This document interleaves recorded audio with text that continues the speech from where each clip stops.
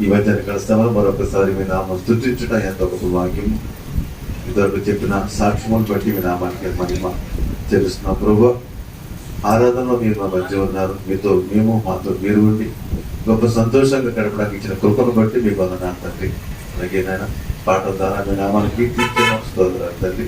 నీ వాక్య ధ్యానం చేస్తుండగా నీ బిడ్డలను నన్ను మరుగుపరిచి నీ ఆత్మ నాయం నుంచి గూడి వచ్చిన బిడ్డలతోనూ నాతోనూ మీరు మాట్లాడి బలపరచుకుని ఏస్తున్నామో ప్రార్థించి అడిగి మేము పొందుకున్నాం తండ్రి. ఆమె దేవునికి స్తోత్రం. హల్లెలూయా. చదువుకున్న వాక్యాన్ని మనం గమనిస్తే, దేవుడు ఆత్మ కనుక ఆయన ఆరాధించేవారు ఆత్మతోనూ సత్యముతోనూ ఆరాధించవాళ్ళు. దేవుని స్తోత్రం. దాదాపు మీరు చాలా సంఘంలో అప్పుడప్పుడు వెళ్ళినప్పుడు కానీ చాలా చోట్ల మీకు ఈ సంఘంలో ఈ పేరు కనబడుతూ ఉంటుంది. ఆత్మతోనూ సత్యంతోనూ దేవుని ఆరాధించమని. మ్యాక్సిమం ఎక్కువ సంఘాల్లో ఈ పదం లేని సంఘం అంటే ఉండదనుకుంటాను, అరుదుగా ఉండొచ్చు ఎక్కడన్నా. ఏదైనప్పటికీ కూడా దీంట్లో చాలా విశేషమైన అర్థం ఉందన్న సంగతి మర్చిపోకూడదు. దేవుడు నాకు ఈ ప్రేరేపించిన వాక్యాన్ని చూపించినప్పుడు చాలా విషయాలు నేర్పించడం ధ్యానించడం జరిగింది. మరి అవన్నీ చెప్పడానికి ఈ సమయం ఈరోజు సరిపోవచ్చేమో. ప్రభు చిత్తమైతే దీని మిగిలిన అంశాలు ఈరోజు రాత్రి చెప్పుకుందాం. మరి రాత్రి మళ్ళీ మనం ఫోటో పెట్టుకుందాము. అంటే గతంలో లాగానే, అంటే కంటిన్యూ చెప్పలేము కానీ ఎప్పుడైనా బ్యాలెన్స్ మిగిలిపోయిన వాక్యం అంటే ఈవినింగ్ కంటిన్యూ చేసుకుందాం. ఎందుకంటే మనం నెక్స్ట్ వీక్ అంటే కుదరట్లేదు కాబట్టి మనం ఈ బ్యాలెన్స్ మిగిలితే సాయంత్రం చెప్పుకుందాం. రాత్రి 7 గంటల నుంచి 9 గంటల దాకా. దేవుని స్తోత్రం. రైట్. దేవుడు ఆత్మ కనుక ఆయన ఆరాధించేవారు ఆత్మతోనూ సత్యముతోనూ ఆరాధింపబడిన. దేవుని స్తోత్రం. 2000 సంవత్సరాల క్రితం యేసుక్రీస్తు వారి లోకానికి వచ్చి మనందరి కొరకు ఆ కలువ శిలువలో ప్రాణం అర్పించి ఆయన కాచిన రక్తం ద్వారా మనం విమోచించి దేవుని బిడ్డలుగా అయ్యే గొప్ప భాగ్యము అనుగ్రహించే. దేవుని స్తోత్రం. అదే సమయంలో ఆయన రాకడతో కూడా ఆరాధనలో ఒక గొప్ప మార్పును ఆయన చెప్తున్నారు. ఈరోజు మనం తెలుసుకోవాల్సిన అంశం అదే, ఆరాధనలో గొప్ప మార్పు ఏమిటని మనం గమనిస్తే, హెబ్రీయులకు రాసిన పత్రిక 9వ అధ్యాయము 9వ వచనంలో కూడా పౌలు భక్తులు ఈ విషయాన్ని తెలియజేస్తున్నారు. హెబ్రీయులకు రాసిన పత్రిక 9వ. ఆ గుడారము ప్రస్తుత కాలమునకు ఉపమానముగా ఉన్నది. ఈ ఉపమానార్థమును బట్టి మనస్సాక్షి విషయంలో ఆరాధకునికి సంపూర్ణ సిద్ధి కలుగ చేయలేని అర్పణలను బలులను అర్పింపబడుచున్నవి. దేవునికి స్తోత్రం. చదువుకున్న వాక్యాన్ని మనం చివరి మాటలు గమనిస్తే, మనస్సాక్షి విషయంలో ఆరాధకునికి సంపూర్ణ సిద్ధి కలుగ చేయలేని అర్పణలను బలులను అర్పింపబడుచున్నవి. దేవుని స్తోత్రం. పాత నిబంధన భాగంలో వారు బలులు అర్పించారు. దేవుని సన్నిధి వెతికి అక్కడ ఆయన ఆరాధించిన సంగతులు కూడా చాలా మనం బైబిల్లో చూస్తాం. ఇవన్నిటినీ పౌలు భక్తులతో మాట్లాడుతున్నాడు. ఆ రోజు ఆరాధన చేశారు, కానీ వారు పరిపూర్ణులు కాలేదు, సంపూర్ణ సిద్ధి పొందలేదు. అంటే వారిలో ఇంకా వెలితి ఉంది, దేవుడు కోరుకున్న మెట్లోకి వారు రాలేదు. అది పౌలు భక్తులు ప్రస్తావిస్తున్నాడు. ఈ మాటను దేవుడు నీతో నాతో కూడా మాట్లాడుతున్నాడు. నువ్వు దేవుణ్ణి ఆరాధిస్తున్నావు కదా, నువ్వు ఇంకా పరిపూర్ణంగా వచ్చావా, పరిపూర్ణంగా ఆయన ఆరాధించగలుగుతున్నావా అని మనం ప్రశ్నించుకోవాలి. మనలో చాలా మంది ఈరోజు ఆరాధన చేస్తున్నాం, కానీ దేవుడు కోరుకున్న మెట్లోంచి మనం ఆరాధన చేయట్లేదు. ఇంకా మనం సంపూర్ణ స్థితిలోకి రాలేదు. సంపూర్ణ స్థితిలోకి వచ్చామా లేదా అనేది వాక్య ధ్యానం బట్టి మనం అర్థం చేసుకోవచ్చు. అది కంటిన్యూ కాకపోతే రాత్రి మనం వద్దాం, ఇంకా డౌట్ సాయంత్రం రండి. దేవుని స్తోత్రం. కాబట్టి మనం అందరూ కూడా ఆరాధన చేసే విధానాన్ని ప్రభు నేర్పిస్తున్నాడు. ఆత్మతోనూ సత్యముతోనూ దేవుని ఆరాధించాలి. కాబట్టి ఆరాధించే ప్రతి ఒక్కరు కూడా ఈరోజు దేవుడు ఉన్నాడని భక్తి చేసిన ప్రతి మతం కావచ్చు, ప్రతి ఒక్కరు కావచ్చు భక్తి చేస్తున్నారు. వారు తెలిసిన రీతిలో ఆరాధన చేస్తున్నారు. కానీ ప్రభు చెప్పిన ఆత్మతో ఆరాధన చేయాలి, ఆత్మతో ఆరాధన చేయాలి. ఈరోజు చాలా మంది జీవితాలను గమనిస్తే వారికి ఒక ఆత్మ ఉందన్న సంగతే మర్చిపోతున్నారు. ఈ వేగవంతమైన ఈ ప్రయాణాల్లోనూ, ఉద్యోగాల్లోనూ, వ్యాపారంలోనూ, ఈ పోటీ ప్రపంచంలో వారు ఒక ఆత్మను కలిగి ఉన్న సంగతి మర్చిపోయి మానవుడు ప్రయాణం చేస్తున్నాడు. బైబిల్ తేటగా చెప్తుంది, మన ఆత్మలో ఏమోనంటే బలము పొందుకోలేక. మన ఆత్మ కలిగిన సృష్టిలో ఏ ప్రాణికి ఆత్మ అనేది లేదు, ఒక మానవుడికి మాత్రమే దేవుడు ఆత్మనిచ్చాడు. కాబట్టి ఆత్మ ద్వారానే జయ జీవితం ఉంది. ఆత్మ ద్వారానే మనం బలం పొందుకోగలుగుతాం. ఆత్మ ద్వారానే మనం దేవునితో ఆరాధన చేయగలుగుతాం. దేవుని స్తోత్రము. కాబట్టి మొదట మనలో ఆత్మను గుర్తించాలి. ఆ ఆత్మను బలం పొందుకోవాలి. వాక్యం చెప్తుంది ఎప్పటి నుంచి మనం ఆత్మను గుర్తించాలి అని అంటే లోకా సువార్తలో ఒక మంచి మాట మనకి కనబడుతుంది. లోకా సువార్త 2వ అధ్యాయం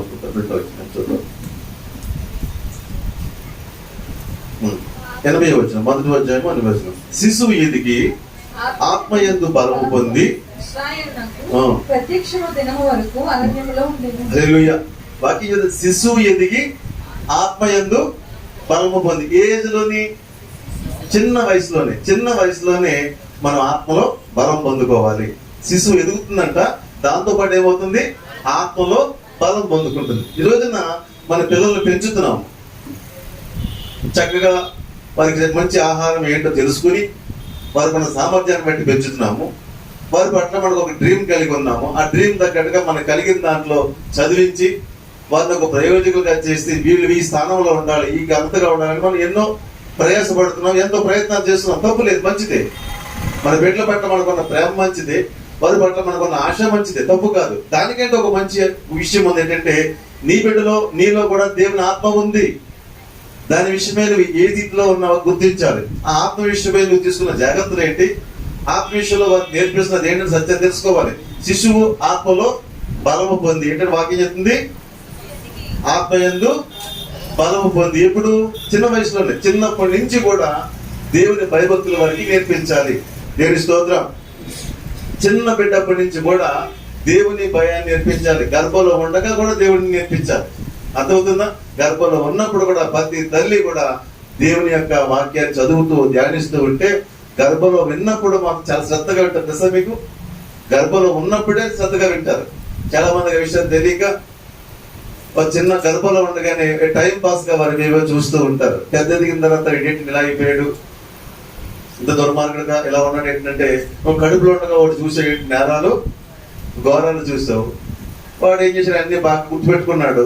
భవిష్యత్తులో కూడా దాని తగ్గనే జీవిస్తాడు. కాబట్టి గర్భంలో ఉండగా కూడా నువ్వు దేవుడిని స్తుతించాలి. ఆయన నామాన్ని గర్భపరిస్తే గర్భంలో ఉన్నప్పుడే దేవుణ్ణి స్తుతిస్తాడు. దేవుని స్తోత్రము. నా అనుభవంతో మాకు దేవుడిచ్చిన బిడ్డను బట్టి మాట చెప్తున్నా ఏంటంటే, మేము ఒకసారి హల్లెలూయా అని చెప్పాను. నేను సందర్భం పెట్టి తిరిగి ఇంట్లో ఉన్నప్పుడే హల్లెలూయా అనగానే దివ్య గడులున్న బాబు గిట్టి కదిలి చేతులు తగిలించడం తను తెలిసింది. ఆ కుక్కను మేము కూడా చూడగలిగాం. ఈ పొట్ట కదిలింది అన్నమాట. హల్లెలూయా అనగానే లోపటి నుంచి చేతులు ఎత్తి దేవుని స్తుతించాడు. దేవుని స్తోత్రం. హల్లెలూయా. దేవునికి మహిమ కలుగునుగా.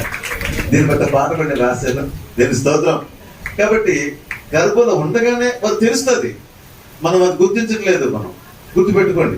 ఎదిగిన తర్వాత ప్రభు గురించి చెప్తామంటే అది కూడా లేదు. కాబట్టి మీ గుండెల మీద ప్రభుని మీ బిడ్డను వేసుకుని దేవుని యొక్క విషయాలు నేర్పించండి. ఇలా ఏడిస్తే సెల్ ఫోన్ చేతికి ఇవ్వడం బాగా నేర్చుకున్నాము. అది ఏదో కథలు చెప్తుందా, కథలతోనే వాళ్ళ జీవితం కొనసాగించేస్తున్నారు. అది భవిష్యత్తుకి అది మేలు కాదు. నేను తప్పు అంటలేదు. కానీ అదే టైంలో నువ్వు దేవుని బిడ్డగా నీ బిడ్డకు దేవుని విషయాలు నేర్పించాలి. హల్లెలూయా. కాబట్టి బాల్యం నుండి కూడా వారు దేవుని గురించి తెలుసుకోవాలి.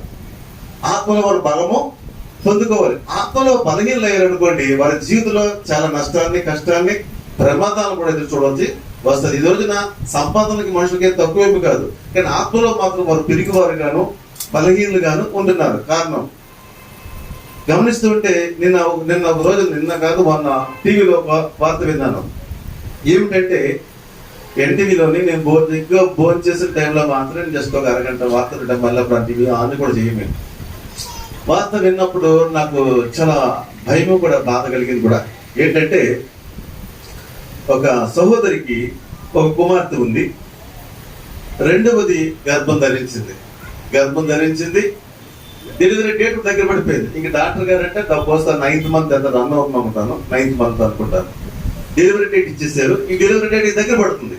ఈ డెలివరీ డేట్ టైంలో ఈ అమ్మాయిలో ఒక రకమైన భయం నెలకొంది. ఏంటంటే మొట్టమొదటిగా నాకు పాప పుట్టింది, రెండవది పాప పుడితే ఏంటి పరిస్థితి, మా అత్త మామలు నన్ను ఏలటి చూపిస్తారు, నన్ను నిందిస్తారు, నా భర్త నన్ను ఏవో చేస్తాడని ఏదో తెలియని భయము ఆమె పెట్టేసుకుందన్నమాట.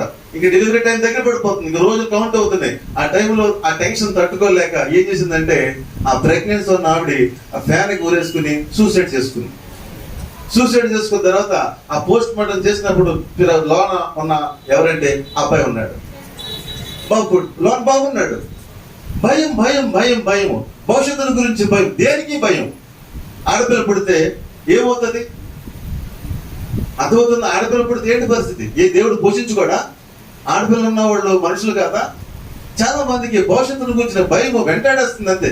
కారణం ఒకటే చెప్తా నేను, వారి ఆత్మలో బలహీనులు. దేవుని స్తోత్రము. ఎవరైతే ఆత్మలో బలం కలిగి ఉంటారో వారి జీవితంలో దేన్నైనా ఎదుర్కోవడానికి శక్తిగా ఉంటారు. స్తోత్రం. హల్లెలూయా. ఆత్మలో బలం చాలా ఇంపార్టెంట్ అయింది.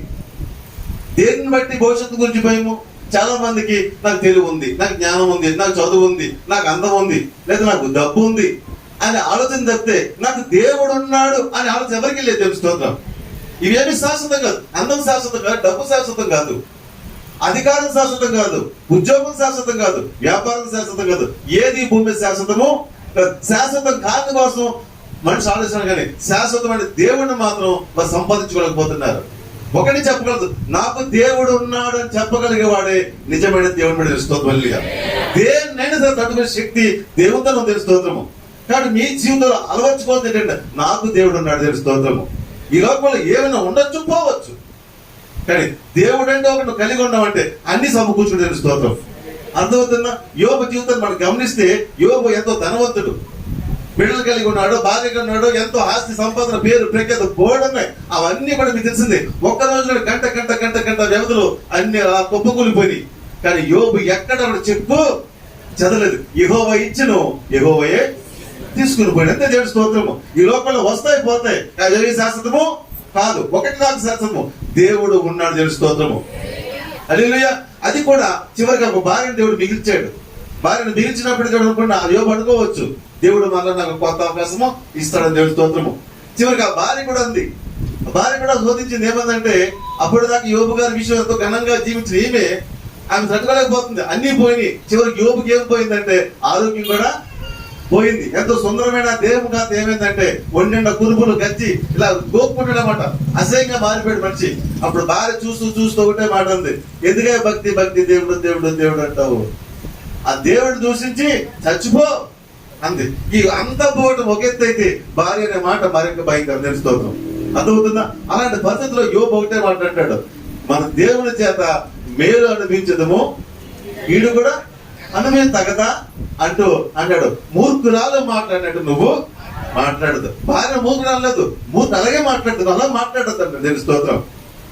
ఏమైంది? దేవుడు నమ్ముకున్నాడు, అవమానపడ్డా? ఒకరోజు నానే వచ్చింది.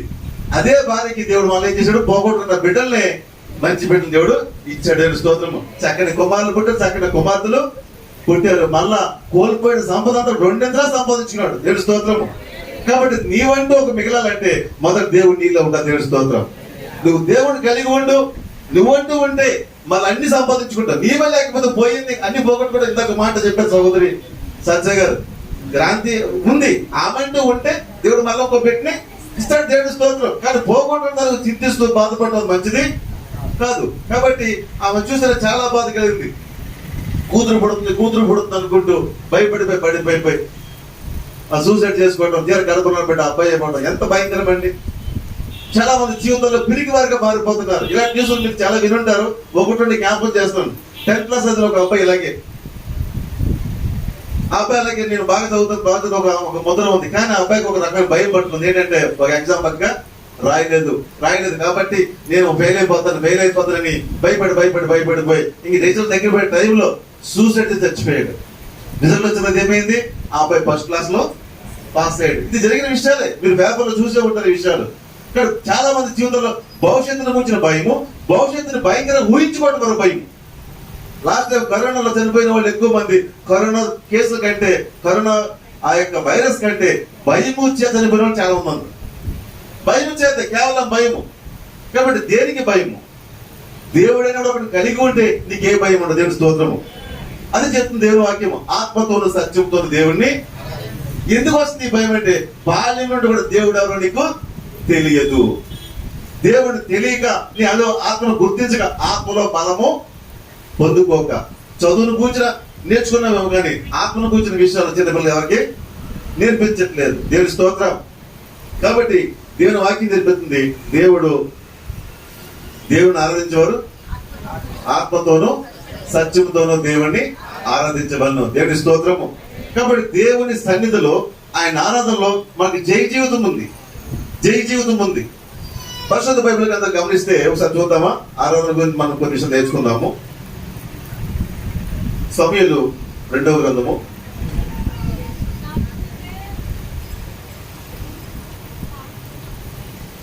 2వ గ్రంథము 15వ అధ్యాయము.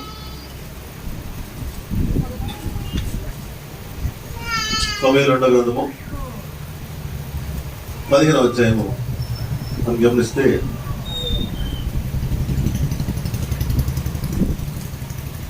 32వ వచనము. దేవుని ఆరాధించే స్థలం ఒకటి ఆ కొండ మీద ఉండెను.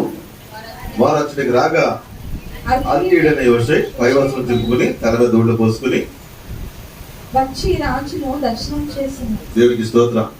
హల్లెలూయా. ఆ పై వచనాన్ని తర్వాత చదువుకుంటే 15వ అధ్యాయం అంతా కూడా నేను వివరించేస్తాను. ఇది నా వైపు చూడండి. దేవుని స్తోత్రం. జరిగిన విషయం ఏంటంటే, దావీదు గురించి మీకు బాగా తెలిసిన విషయమే. ఇశ్రాయేల్ దేశం మీద గొప్ప చక్రవర్తిగా, రాజుగా, ఎన్నో విజయాలు సాధించిన వీరుడు, ఎంతో బల శౌర్యం కలిగిన వాడు, ఆత్మలో ధైర్యం కలిగిన వ్యక్తి దావీదు. అంత రాజుగా ఉంటే, అంత గంటగా ఉంటే జరిగిన సంఘటన ఏంటంటే, తనకు పుట్టిన కుమారుడే తనపై తిరుగుబాటు చేశాడు. తనకు పుట్టిన కుమారుడు తనపై తిరుగుబాటు చేశాడు. కేవలం కొద్ది మందిని కోడేసుకుని తను తానుగా రాజుగా ప్రకటించుకుని, ఇప్పుడు మనం యెరూషలేముకి వెళ్ళి తండ్రిని ఆ స్థానం తప్పిందామని కుమారుడు అబ్షాలోము ప్రయత్నము చేశాడు. కుమారుడు అబ్షాలోము తండ్రిపై తిరగబడ్డాడని దావీదు తెలిసింది. రాజా, నీ కుమారుడే నీ మీద తిరుగుబాటు చేస్తున్నాడు, తాను రాజుగా ప్రకటించుకుని నీ మీదకి వస్తున్నాడు అని దావీదు తెలిసినప్పుడు, దావీదు ముందు తన కుమారుడు అబ్షాలోము పెద్ద లెక్కేమీ కాదు. మహా వీరుని జయించిన శక్తి సామర్థ్యము దావీదుకు ఉంది. దావీదు వెంట ఉన్న వారి కంటే అబ్షాలోము వెంట ఉన్న పెద్ద గొప్పేమి కాదు, కొద్ది మంది మాత్రమే. ఇంత సామర్థ్యం కలిగినటువంటి దావీదు జరిగిన విషయం శ్రద్ధగా వినండి. అంత సామర్థ్యం గల దావీదు తన కుమారుడు తనపై యుద్ధానికి వస్తున్నాడు అనగానే ఏం చేయండి చెప్పనా? పెట్టే బేడ సర్దేయండి అబ్బాయి, పెట్టే బేడ మొత్తం సర్దేయండి. ఒక కుమారుడు నా మీద యుద్ధానికి వస్తున్నాడు, అతని చేతితో చనిపోవడం ఇదంతా మంచిది కాదు.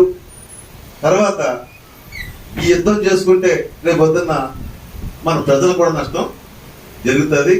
ఈ టైంలో ఇక్కడ ఉండటం కంటే మనం అరణ్యానికి పోదాము అని వెళ్ళిపోయాడు. అసలు అరణ్యానికి పోవాల్సిన అవసరం దానికి లేదు. అతను ఆల్రెడీ అధికారం రాజు, అతనికి సైన్యం ఉంది, సామర్థ్యం ఉంది, శక్తి ఉంది, యుద్ధం చేసే యుక్తి కూడా అతని ఉంది. అతని ముందు అబ్షాలోము ఏ మాత్రము గొప్పవాడేమి కాదు. ఎందుకు అతను వెనకడిగేసాడు, ఎందుకు అరణ్యంలో పారిపోయాడు అనేది మనం గమనిస్తూ ఉంటే దావీదుకు ఒకటి తెలుసు, వస్తున్నవాడు ఎవరు? కుమారుడు, శత్రువు కాదు. అదే పరాయి దేశం శత్రువు వస్తే గుండెలు తెచ్చుకుని మరి యుద్ధం చేసే శక్తి కలిగిన వాడు దావీదు. కానీ వస్తున్నవాడు ఎవరు? కుమారుడు. నా కొడుకుతో నేను యుద్ధం చేస్తే నా చేతులు ఈజీగా చచ్చిపోతున్న కొడుకు, అలాంటి కార్యం నేను చూడలేదు. లేదు అనుకోకుండా అతని చేతి నేను చనిపోవచ్చు. మా ఇద్దరి మధ్యలో మళ్ళా సైన్యము లేదా ప్రజలు చనిపోతారు. అక్కడ ఉంటుంది మీకు తన వివరం చెప్తారు కింద. ఇదంతా జరుగుతుంది, ఇదంతా అవసరమా? వద్దు, నేను అరణ్యంలోకి వెళ్ళిపోతాను అన్నాడు. అరణ్యంలోకి వెళ్ళిపోయి ఏం చేశాడంటే అక్కడ దేవుణ్ణి ఆరాధన చేశాడు. తెలుస్తుంది అంటే ఈ విషయంలో మీకు అర్థమవుతుంది చెప్పమంటారా? ఈ సమస్యలు ఉండవు. తిరగబడిన కొడుకే కావచ్చు, ఎదురెత్తున్న పరిస్థితి కావచ్చు, ఇవి ఇలా ఉండవు. ఇవన్నీ మారుతాయి. ఈ లోపల తొందరపడిపోయి నా ప్రతాపం చూపించి, నా బలం చూపించి యుద్ధం చేయటం కంటే ఈ సమయంలో సమన్వయం పాటించి దూరంగా వెళ్ళక మంచిది. ఇరు పక్షాలకి మంచిది. యుక్తి తెలిసిన వాడు కాబట్టి, దేవుడి జ్ఞానం కలిగిన వాడు యుద్ధము చేయకుండా ముందు పక్కకి తప్పుకున్నాడు. తప్పుకొని ఎక్కడికి పోయాడు? ఒక ఆరాధన స్థలంకి వెళ్ళిపోయి అక్కడ దేవుణ్ణి ఆరాధన చేస్తున్నాడు. ఎందుకు అంటే ఆరాధనలో అతని సమస్యకి పరిష్కారం దొరుకుతుంది. తెలుస్తోందా? హల్లెలూయా. ఎవరైతే దేవుణ్ణి ఆరాధిస్తుంటారో దేవుని సన్నిధిలో వారికి జయ జీవితం ఉంటుంది. దేవుని సన్నిధిలోనే వారికి ఒక చక్కటి పరిష్కారం ఉంటుంది. కాబట్టి దావీదు దూరంగా వెళ్ళిపోయాడు. దూరంగా వెళ్ళిపోయి ఆ తర్వాత జరిగిందంటే మనకంతా తెలిసిందే. దావీదు మళ్ళా తన రాజ్యానికి మళ్ళా వచ్చాడు, తన రాజుగా మళ్ళా నిలబడ్డాడు. కానీ పరిస్థితి ఏమని కొంతకాలం మాత్రము ఒక గ్యాప్ అనేది వచ్చింది. కాబట్టి ఎందుకు చెప్తానంటే ఈ విషయం మీకు నేర్పించే ఒక ముఖ్యమైన విషయం అంటే మీ కుటుంబంలో అలసట జరిగింది, మీ కుటుంబంలో కష్టాలు జరిగినాయి, ఇంట్లో బాగలేదు, ఒంట్లో బాగలేదు, కుటుంబంలో భార్య భర్త గొడవలు ఏవో వచ్చాయి అనుకోండి, మొదటి ఏం మానేస్తాం? మనం దేవుడి సన్నిధి మానేస్తాం. అంతే కదా. చాలా మంది చేసి పెద్ద తప్పు ఏంటంటే అది తప్పు చేస్తారు. ఇప్పుడు దావీదు అలా చేసాడు ఏమన్నా? యుద్ధానికి సమస్యకు దూరంగా ఉండి దేనికి దగ్గర అయ్యాడు? దేవునికి ఆరాధన అంటే దేవుడే. దేవుని దగ్గర అయ్యి ఆయన ఆరాధించడం మొదలు పెట్టాడు. దేవుని స్తోత్రం. ఏంటి, ఎప్పుడు నువ్వు ఎక్కడ ఆరాధన చేస్తావో ఆరాధన దేవుడు కార్యము జరిగిస్తా. ఆరాధన చాలా ప్రాముఖ్యమైనదండి. ఆరాధన చాలా ప్రాముఖ్యమైన విషయము. అది దావీదుకి తెలుసు. ఆరాధన ఎలా చేయాలి కూడా దావీదు చూసి మనం నేర్చుకోవాలి. దావీదు చేసి ఆరాధన చూసి అనుకున్న వారు కూడా నేర్చుకున్నారు. ఆరాధన చేసిన తర్వాత ఆ కుటుంబ సమస్యల్ని సర్దుమణిగాయి వాళ్ళంతా సమానంగా. అదే కోపంతో ఉంటే ఏమోను, దావీదు చేతిలో అబ్షాలోము చచ్చిపోను, అబ్షాలోము చేతిలో దావీదున చనిపోవును. కాబట్టి ఆ పరిస్థితులు ఏం కలగకుండానే దేవుడు ఇచ్చిన జ్ఞానంతో ఆ సమయానికి దూరంగా వెళ్ళి దేవుని పెట్టిన లక్షణం. దేవుని స్తోత్రం. నువ్వంతా అని పోటాపాటి గొడవాడుకోవడం దేవుని పెట్టిన లక్షణము కాదు. ఆ టైంలో సమయుక్తి కలిగి చక్కగా దూరంగా వెళ్ళాడు. ఆ కొంతకాలము దేవుణ్ణి ఆరాధన చేసుకున్నాడు. ఆరాధన తర్వాత అన్ని సర్దుమణిగి మళ్ళా దేశం సుభిక్షంలో మళ్ళా వచ్చింది. దేవుని స్తోత్రం. కాబట్టి ఏది ఏమైనా దేవుని సన్నిధికి దూరం అవడం ఆశీర్వాదము కాదు. పరిస్థితి ఎలాగండి, అది వ్యాపారమా, ఉద్యోగమా, కుటుంబ పరిస్థితుల, అది ఆరోగ్యం, మరి ఏదైనప్పటికీ కూడా దేవునికి దూరంగా ఉండడం, దేవుని ఆరాధన పోగొట్టుకోవడం అనేది అది మేలేనిది కాదు. ఇన్ని పరిస్థితుల్లో కూడా దావీదు దేవుని ఆరాధించడం ఏమాత్రం అడుగు వేయలేదు. దేవుని స్తోత్రం. కాబట్టి ఇక్కడ ఒక విషయం చెప్తున్నాను. ఈ రోజు నేను రాత్రి వాక్యం ధ్యానిస్తున్నప్పుడు నాకు ఒక ప్రశ్న వచ్చింది. ఆ ప్రశ్న మాస్టర్ గారు కూడా అడిగాను, మీకు కూడా ప్రశ్న చేస్తున్నా. ఇక్కడ మనం గమనిస్తూ ఉంటే ఈ రోజున మనం యోహాను సువార్త 4వ అధ్యాయంలో చాలా విషయాలు మనం నేర్చుకోవాలి. చాలా విషయాలు నేర్చుకున్నాము. మొదట ఆరాధన తెలుసుకుంటే ముందుకు వెళ్ళిపోదాం. ఆ ప్రశ్న మీకు వేస్తాను ముందుగా. తర్వాత ఇక్కడ మనం గమనిస్తూ ఉంటే ఇక్కడ ఆరాధన ఎలా చేయాలనేది కొన్ని విషయాలు మనం నేర్చుకుందాము.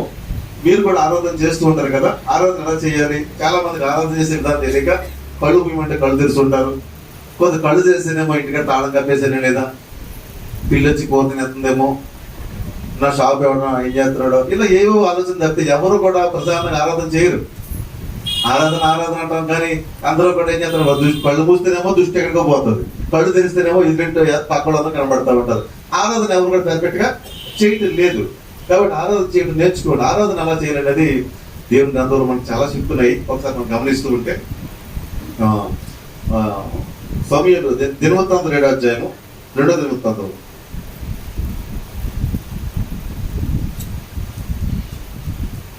2వ దినవృత్తాంతములు 7వ అధ్యాయము మనం గమనిస్తే ఇక్కడ దేవుణ్ణి ఆరాధించారు. 3వ వచనం చూద్దామా? అగ్నియు యెహోవా తేజస్సును మందిరపు మీదికి దిగగా చూసి ఇశ్రాయేలీయులందరూ చదువుకుందాం. సొలొమోను తన చేయి ప్రార్థన ముగించినప్పుడు అగ్ని ఆకాశం నుండి దిగి దహన బలులను ఇతరమైన బలులను దహించెను. యెహోవా తేజస్సు మందిరము నిండెను. యెహోవా తేజస్సుతో మందిరం నిండినందున యాజకులు అందులో ప్రవేశింపలేకుండిరి.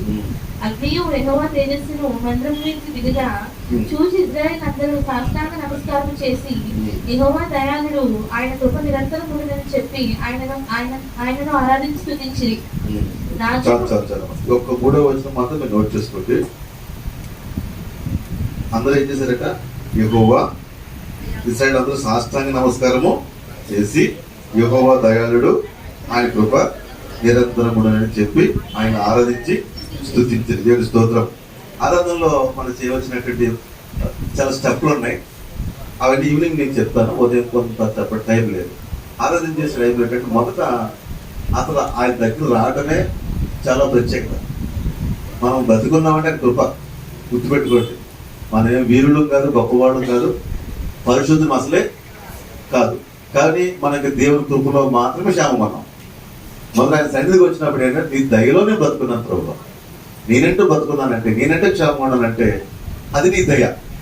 ఎవరైనప్పటికీ కూడా నువ్వు ఏ స్థాయిలో ఉన్నప్పుడు, ఏ స్థితిలో ఉన్నప్పుడు కూడా దేవుడి సన్నిధికి వచ్చి నువ్వు తగ్గించుకోవాలి. నేను చిన్నపిల్లల సన్నిధికి నేర్పిస్తాను, ముందు మోకాళ్ళు ఏమని చెప్తాను. ఎందుకు మోకాళ్ళు వేయాలి?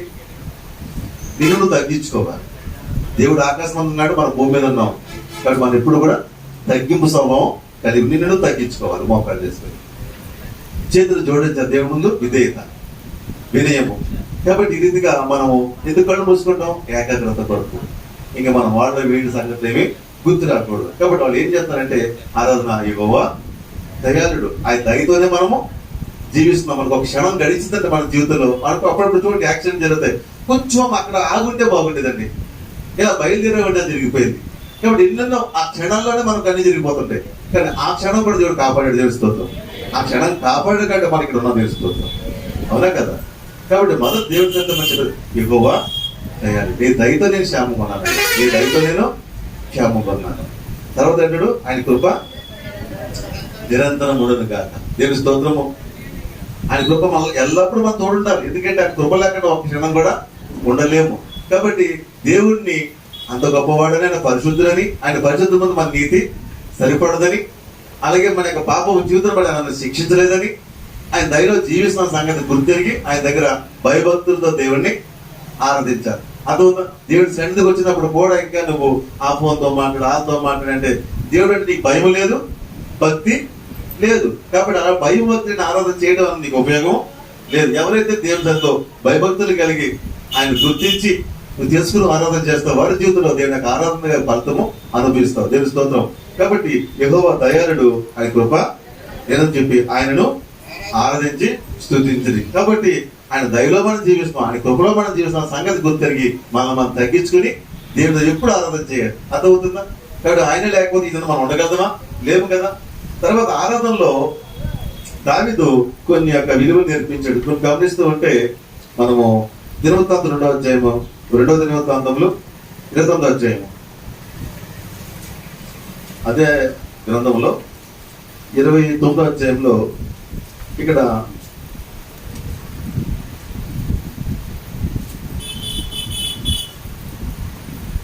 29వ అధ్యాయము 28-30. యెహోవాకు స్తుతిగానము ఆరంభమైంది. అంతసేపు నువ్వు సర్వ సమాజంలో ఆరాధించుచుండెను. గాయకులు పాడుచుండిరి, బూరలు ఊదువారు నాదము చేయుచుండిరి. దహన బలి అర్పణ సమాప్తమవు వరకు ఇది ఎంతయో జరుగుచుండెను. వారు అర్పించిన ముగించిన తరువాత రాజును అతనితో కూడిన వారందరూ తమ తలలు వంచి ఆరాధించి దావీదును దీర్ఘాయుష్యకు ఆసాములు రచించిన శ్లోకములను ఎత్తి యెహోవాను స్తుతించుడని రాజైన హిజ్కియాకును అధిపతులకును లేవీయులకును ఆజ్ఞాపింపగా వారు సంతోషముతో స్తోత్రములు పాడి తల వంచి ఆరాధించిరి. హల్లెలూయా. వాటి ఎట్లాగా సంతోషముతో స్తోత్రములు పాడి తల వంచి ఆరాధన చేసిరి. కాబట్టి దావీదు ఆరాధించడం కాదు, కొన్ని వాయిద్య పరికరాలని ఆయనే తయారు చేయించాడు. ఆ వాయిద్యాలతో వారు ఆరాధన చేస్తున్నారు. అలాగే వారు ఆశాపు దాని కీర్తనలో వారు పాటలు పాడి దేవుడు ఏం చేశారట? స్తోత్రించి కీర్తించి సంతోషంతో వాడిని కొనియాడారట. దేవుడి సన్నిధిలో సంతోషించే విధంగానే ఉండాలి. మన సజీవులుగా ఉన్నప్పుడు ఆయన దయ కదా. కాబట్టి ఆయన దయను బట్టి సంతోషిస్తూ ఆయన స్తుతిస్తూ ఆయన ఏం చేయాలట?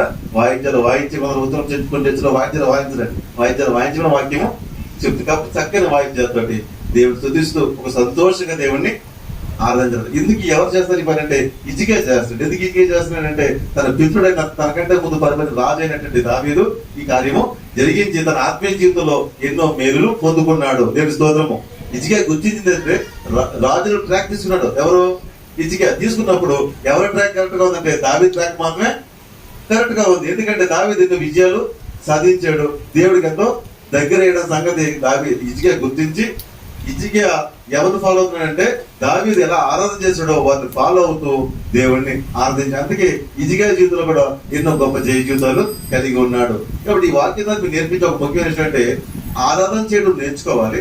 ఆరాధనలు కలిగి ఉంటే ఏమవుతుందంటే ఎన్నో విజయాలు నీ సొంతం అవుతాయి. దేవుని స్తోత్రము. కాబట్టి ఎన్నో విజయాలకు ఆరాధన నీకు సొంతం అవుతుంది. నా అనుభవ సాక్షి ఒక మాట నీకు చెప్తాను. దాదాపు అది 2002 ఎంత అనుకుంటున్నాను, గుర్తులేదు నాకు. ఆ టైంలో, ఇప్పుడు నా వయసు 55 సంవత్సరాలు, 2002కి ఎంత ఉంటుందో మీ తర్వాత క్యాల్కులేషన్ చేయండి. నా మంచి బలమ శక్తి అన్నీ ఉన్నాయి, మంచి చక్కగా ఉన్నాను. కానీ ఉన్నటువంటి ఏమైనా నాకు ఈ కాలు ఇక్కడి నుంచి ఈ కింద దాకా లాగేసి నడవలేకపోయేవాడిని. ఇక్కడి నుంచి జస్ట్ ఈ కొంచెం దూరం నడవాలంటే కూడా నాకు బాధ వచ్చింది. నేను మామూలుగా నా చిన్న ఊరిలో బ్యాగ్ వేసుకుని కొంచెం దూరం నడవాలంటే కూడా నాకు చాలా కష్టంగా ఉండేది. నేను ఒకసారి విజయనగరం వెళ్ళాను, ఒక వెహికల్ కొనడానికి వెళ్ళాను. ఆ కొనిపెట్టే మధ్యవర్తి ఏజెంట్, ఆయన బాగా ముసలతను, మొత్తం తలంతా నెరిసిపోయి బాగా ముసలు. ఆయన బ్రాహ్మణ కుటుంబంలో పుట్టిన వ్యక్తి. ఆయన అంటాడు, రండి ఇక్కడే రెండు వెహికల్ ఉంది, పక్క వీధి అంటాడు. ఈ పక్క వీధికి ఏదైనా ఆటో పిలుద్దాం ఉన్నాను నేను. ఆటోగా రిక్షా పిలుద్దామంటే ఊరుకోండి, ఆ పక్క వీధికి ఆటో ఏంటి అన్నాను. పక్క నేను నడలేనండి అన్నాను. ఇది ఎంత చిన్న వయసులో మీకు ఏంటంటే సమస్య, నేను చూడండి యాక్టివ్గా ఉన్నాను అని ఆయన ఆయన ఆయన బాగా చెప్పుకుంటున్నాడు. నన్ను ఆయన ప్రశ్నిస్తున్నాడు. నా పరిస్థితి నాది, ఒక అడుగు తీసి అడుగులే పరిస్థితి నాకు అంత భయంకరంగా ఉండేది. అనుకుంటే మనం పోషించుకోవాలి. అలాగే దాదాపు నేను 1-2 సంవత్సరాలు బాధపడ్డాను. అలాగే అసలు నాకు నడలేకపోయేవాడిని, కూర్చోలో నిలిచిన చాలా బాధగా ఉండేది. అలాంటి పరిస్థితుల్లో నేను చాలా బాధపడుతున్నాను. హాస్పిటల్లో తిరిగాను కానీ నాకు పరిష్కారం ఎక్కడ దొరకలేదు, నాకు ప్రాబ్లం అసలు తీరేది కాదు. అలాంటి టైంలో అవసరం ప్లేలో ఆరాధన జరుగుతుంది, ఉదయం ఆరాధన జరుగుతుంది. ఆరాధనలో జరుగుతున్నప్పుడు ఆ రోజు ఎందుకు ఉదయం ఆరాధనలోనే నాకు ఒక బలమైన ఆత్మ తాకిడి జరిగింది. ఆ క్షణమే ఈ నొప్పి నేను చూడనుకున్నాను. నాకు ఇంకా నొప్పి ఉందని నాకు తెలియజేయలేదు. ఆరాధన చేస్తున్నాము, నేను నొప్పితోనే వెళ్ళాను. ఆరాధన నుంచి ఉన్నాను, ఆరాధన చేస్తే కానీ ఒక బలమైన ఆత్మ తాకిడి నాకు జరిగింది. నేను అనుకున్నాను అదే క్షణం ఇక మీద నాకు నొప్పి నేను చూడను, ఈ నొప్పి అడవి అనుకున్నాను. అంతే, ఆరాధన జరిగిపోయింది. ఆరాధన అందరూ కూర్చున్నాము, ఇంకా ఆ వాక్యం అయిపోయింది. అంతా లేచితే ఆ నొప్పి నేను చూడలేదు. ఇంకా అది మొదలుకు నేటి వరకు నొప్పి నేను చూడలేదు. చెప్పలేదు ఈ సజీవ సాక్ష్యం వెనకాల కష్టపడడానికి లేదు. అంటే ఆరాధనలో దేవుని ఆత్మకార్యం ఉంటుంది, అక్కడే నీకు జయం ఉంది, అక్కడే స్వస్థత ఉంది, అక్కడే నీకు విడుదల ఉంది. స్తోత్రము. అలాగని చెప్పి మీరు ఆరాధన ప్రార్థన చేయకూడదు. అర్థమవుతుందా? ఆరాధన ప్రార్థన చేయకూడదు. నన్ను స్వస్థపరచు ప్రభా, నేను ఆరాధన ప్రార్థన చేయకూడదు. ఆ దేవుడు ఎంత గొప్పవాడో ఆయన గుర్తించి, ఆయన కీర్తించి స్తోత్రించు. ఆ కార్యము ఆయన చేత స్తోత్రం. కాబట్టి ఆరాధనలో నేను మేలు పొందుకున్నాను, ఆరాధనలో నేను జయం పొందును, ఆరాధనలో స్వస్థత కూడా పొందుకున్న దేవుని స్తోత్రము. నేను మాత్రమే కాదు, ఎంతో మంది బైబిల్లో మనం చూస్తే ఆరాధన చేసిన తర్వాత వారు గొప్ప విజయాలు సాధించారు. దేవుని స్తోత్రము. యెహోషువ ఏం చేశాడు? ఎరుకో గోడల మీదకి దేవుడు స్తుతించారు. అంతే, దేవుడు స్తుతించి వారు చుట్టూ తిరిగితే ఏమైంది? గోడలు కూలిపోయినాయి కదా. ఎలాంటి గోడలు అవి? అదే మామూలు గోడలు అండి అవి. మీకు తెలుసా ఎరుకో గోడ ఎలాంటి గోడలో? ఎరుకో గోడ చాలా మంది తెలియదండి. ఎరుకో గోడ ఎలాంటి గోడ అంటే ఆ గోడ మీద రథాలు తిరుగుతుంటాయి. గోడ మీద తిరుగుతాయి రథాలు. మన గోడ కట్టుంటే పిల్లి నడుస్తుంది, మనకి ఎవరు మనుషులు నడలేం. ఆ సమయంగా ఎప్పుడు పరిస్థితి బట్టి ఆ సమయంగా కడతాం. ఆ రోజు గోడ లాంటిది రథాలు తిరుగుతుండేట, అంటే పహారా కాసేమాట. ఆ రథాలు తిరుగుతుండగా ఆ గోడ మీద ఇల్లుండి, గోడ రథాలు గోడ ఇల్లు ఉంటుంది. ఎవరి ఇల్లు ఉంది? రాఘవ ఇల్లు గోడ మీద ఉంది. వాక్యం చెప్తుంది కదా. కాబట్టి అంత వెడలిపోయిన గోడ, అంత వెడలిపోయిన గోడ కూల కొట్టాలంటే అది మనుషుల వల్ల కాదు. అలాంటి కూలని గోడ, తొలగని గోడ ఏం చేశాడు దేవుడు?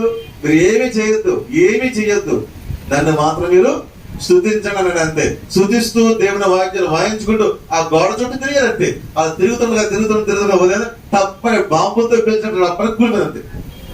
కూలిపోయింది, బూడిద మిగిలింది. అంతే, గోడ కనబడలేదు. వెంటనే వాళ్ళు వాడికి వెళ్ళిపోయారు. ఈ మాట నీకు చెప్తానంటే, నీకు ఏది అడ్డుగా ఉందో, ఏది ఆటంకం పెడుతుందో, ఏది సమస్యగా ఉందో, ఏది దాటలేకపోతున్నావో, ఏది ముందుకెళ్ళకపోతావో, నువ్వు దేవుడు స్తుతిస్తూ ఆరాధిస్తూ ఆ గోడ కూలిపోతుంది. దేవుని స్తోత్రం. అది శక్తి చేత కాదు, బలం చేత కాదు, ఆయన ఆత్మలోని కార్యము జరుగుతుంది. అది నీ వల్ల కాకపోవచ్చు. ఆరాధనలో దేవుడు స్తుతిస్తూ ఉంటే ఏది అడ్డుగా ఉందో ఆ గోడ నేల మట్టంగా మారిపోతుంది. దేవుని స్తోత్రం. కాబట్టి ఆరాధనలో అంత శక్తి ఉంది. కాబట్టి ఆరాధనలో మనం అలవర్చుకోవాలి, ఆరాధనలో మనం పార్టిసిపేట్ చేయాలి. చాలా మంది ఏం చేస్తారంటే ఆరాధన అంతా మిస్ అయిపోయి ఏదో వాకింగ్ టైంకి వచ్చి వెళ్ళిపోతారు. ఒకవేళ అనుకోకుండా వినకుంటే వేరే విషయం, కానీ మనం ఆలోచనతో రావడం మంచిది కాదు. ఉదయం వేగంగా రావాలి, దేవుణ్ణి ఆరాధించుకోవాలి. ఆరాధన తర్వాత ఉదయం వాక్యం మనం ఆరాధన ముఖ్యమైనది, వాక్య పరిచర్య ముఖ్యమైనది. ఆరాధన నీకు ఆశీర్వాదం తీసుకొస్తుంది, వాక్య పరిచర్య నీకు మారు మనసు చేస్తుంది. వాక్య ద్వారా మారు మనసు పొందుకుంటావు, ఒక కొత్త జీవితాన్ని అనిపిస్తావు. హల్లెలూయా. కాబట్టి మనం గమనిస్తూ ఉంటే ఆరాధనలో ఆశీర్వాదం ఉంది, వాక్య పరిచయంలో మారు మనసు ఉంది. కాబట్టి చాలా మందికి నాకు మారు మనసు ఆరాధన అనుకుంటారు. కాబట్టి రెండు మనకి కావాలి. హల్లెలూయా. ఇంకా మన వాక్యాన్ని గమనిస్తూ ఉంటే ఆరాధన చాలా శక్తివంతమైంది. ఇందాక చెప్పుకున్నాము, చాలా మంది రేపటి గురించిన భయము కనబడతా ఉంది. అన్ని ఉండి కూడా భయపడుతున్నారు. మీకు తెలుసా ఒక విషయం చెప్తాను, నీకు వినండి. ఈరోజు ఎందాక చెప్పి నేను ఫోటో తీద్దాం అంత ఇష్టం వేసి చాలా సార్లు మీరు వాట్సాప్ లో గ్రూపుల్లో చూస్తూ ఉంటారు. ఒక ప్రభుని నమ్ముకున్న వ్యక్తి, అతని పేరు నాకు గుర్తులేదు, 2 కాళ్ళు 2 చేతులు ఉండవు. ఆయన పేరు ఏం పేరు?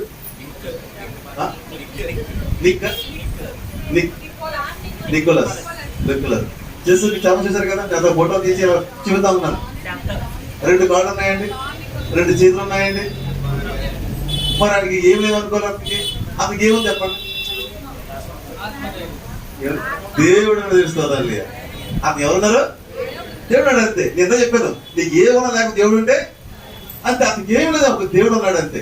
ఆయన కలిగిన ఆత్మతో దేవుడిని ఆరాధిస్తున్నాడు. ఇప్పుడు ఆయన ఏం చేశాడు? ప్రపంచం తిరిగాడు. దేవుని స్తోత్రం. ప్రపంచం తిరిగాడు. ఎన్నో వేల మంది, లక్షల మందికి బాప్తిస్మం ఇచ్చాడు. కాళ్ళుండి చేతులు మనం చేయలేని పని ఆయన చేశాడు. ఇప్పుడు కొన్నాడు ఆయన. ఇప్పటికి ప్రపంచ తిరుగుతున్నాడు, ఎంతో సువార్త చేస్తున్నాడు, ఎంతో మంది ప్రభువులకి నడిపించాడు. స్తోత్రము. ఎంతో మంది యువతకి ఆయన ఆదర్శవంతంగా నిలబడ్డాడు. అన్ని ఒకటి భయం అందరికీ. చక్కగా కాళ్ళున్న చేతులున్న ఎందుకు భయం నీకు? అతనికంటే మనం తక్కువ కాదు కదా. ఇన్ని ఉండి కూడా మనకు లేదంటే ఆత్మలో ధైర్యం లేదు, దేవుడు అన్న ధైర్యము లేకపోవడం. కాబట్టి దేవుడు గొప్పవాడు. ఆయన ఎప్పుడు నువ్వు కోరుకోవద్దు, ఆయన ఎప్పుడు దూరం చేసుకోవద్దు. ఏ విషయంలో కూడా నువ్వు మాట్లాడితే చాలా చెప్పాను, ఎవరికైనా అడుగు. అలాగే భోజనం చేయడం మానేసి ఒక పూట మానే, అది వేరే విషయం. అలాగే ఏమన్నా మాట్లాడటం, నీ భర్తతో మాట్లాడటం మానేసావా, భార్యతో మాట్లాడడం మానేసి, బిడ్డలు ఎవరితో మాట్లాడ మానేసావా, అలాగే దేనన్నా దూరం ఒకటి, అలాగే దేవుడి పక్క దూరంగా. అర్థమవుతుందా? దేవుడు మాట చేసుకోకు. చాలా మంది జీవితంలో ఇది అలవాటు ఉంటుంది, మాట్లాడి దేవుడు వాళ్ళు అడుగుతారు. ఇప్పుడు ఆ పని చేయకండి. దేవుడు అన్యాయస్తుడు కాదు. నువ్వు అర్థం చేసుకోవడం తప్పే, కానీ నేను అన్యాయస్తుడు కాదు. దేవుడి స్తోత్రం. కాబట్టి దేవుడిని ఆరాధించేవాళ్ళు ఆత్మతో సత్యంతో దేవుణ్ణి ఆరాధించగలను. హల్లెలూయా. కాబట్టి ఇక్కడ నేను చెప్తున్న విషయం ఏంటంటే, మరి అక్కడ సంగతి ఏంటంటే, ఈ మన చదువుకున్న వాక్యము ఒక సమరీ స్త్రీ. ఈ సమరీ స్త్రీ అక్కడ మెట్ట మధ్యాహ్నం వేళ నీళ్ళు దోసుకోవడానికి వచ్చిందంట. చూద్దాము సరిగ్గా మనం చదువుకున్న వాక్యానికి వెళ్దాం. ఇప్పుడు అడుగుతాడు రెడీగా ఉన్న ఆన్సర్కి మనం చేద్దామా? యోహాను 4:4 ఇప్పుడు మనం మొదటి నుంచి చదువుకుందాం.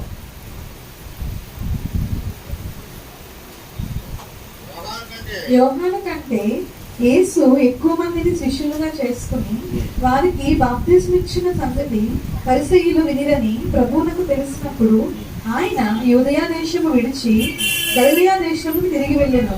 అయినను యేసే బాప్తిస్మీయలేదు కానీ ఆయన శిష్యులు ఇచ్చుచుండిరి. ఆయన సమరయ మార్గమును వెళ్ళవలసి వచ్చెను గనుక యాకోబు తన కుమారుడైన యోసేపుకి ఇచ్చిన భూమి దగ్గరనున్న సమరయలోని సుఖారా అను ఒక ఊరికి వచ్చెను. అక్కడ యాకోబు బావి ఉండెను కనుక యేసు ప్రయాణం వలన అలసి ఉన్న రీతిని ఆ బావి అంతా కూర్చుండెను. అప్పటికి ఇంచుమించు 12 గంటల ఆయను. మనం ఒక్కొక్క పాయింట్ దాని చూడు వెళ్ళిపోదాం ముందుకి. ఇక్కడ మనం నేర్చుకున్న ఒక పాయింట్ ఏంటంటే, ఎవరి సమరయులు ఎవరు? వారు ఏమంటారంటే, మా తండ్రి అయిన యాకోబు బావ అంటారు. అంటే యాకోబు తండ్రిగా వారు భావిస్తారు. అయితే వీళ్ళు యూదుల కాదు.